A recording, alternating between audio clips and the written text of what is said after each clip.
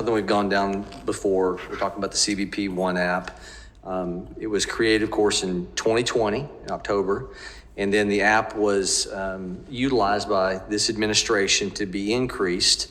Originally, the app was to alleviate the wait times for cargo inspection at ports, but then Secretary Mayorkas, Mr. Hunter, made the decision to let aliens schedule border appointments with the app. Started in 2022-23, over 95% now of the 459,000 aliens who have arrived at port of entry have been paroled and released into the country. 95% of those who apply. That's important to note.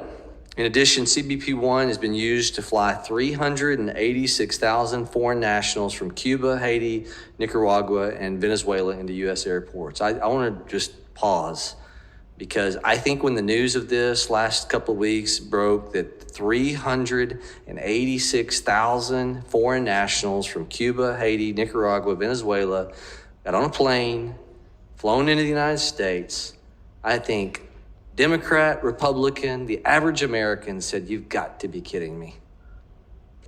Secretary Mayorkas claims that this widespread use of the CBP One app is good because it supposedly reduces illegal border crossings. In reality, the Biden administration is simply shifting the flow of illegals from between ports of entry to this new process, this, quote, modern process. Let's really be clear. We're talking about inadmissible aliens. Just think about the term. You guys use it. I know you're using the term migrant also often a lot.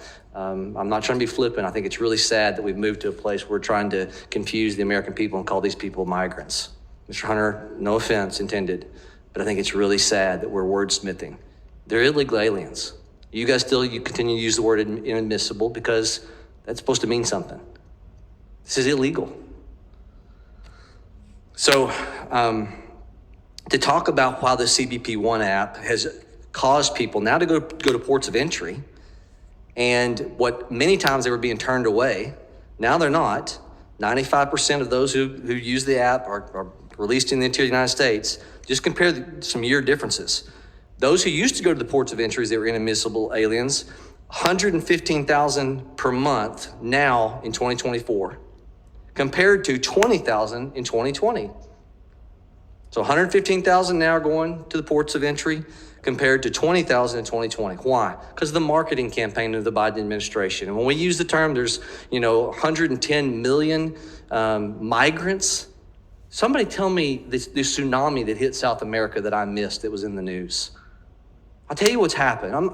It's hard not to be flippant when the American people know that they are being hoodwinked by this administration on this, y'all. There's not 110 million. That's 1/3 of the population of the United States. Migrants that have had this migrant cry. They're coming because President Biden put a marketing campaign out when he took office and said, "Come on in illegally." That's truth. There's not been this massive hurricane that's hit South America. South America's not underwater. People are coming here because our laws are not standing for truth anymore.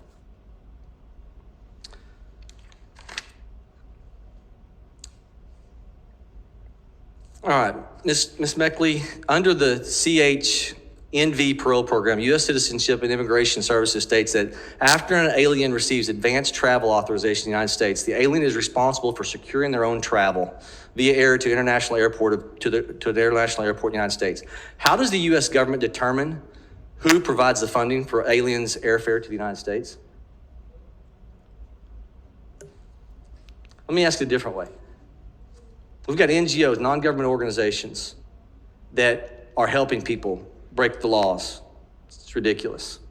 Can you guarantee this body that funding from the U.S. taxpayer through NGOs is not helping sponsor people? The 386,000 people that have been flown into the interior United States.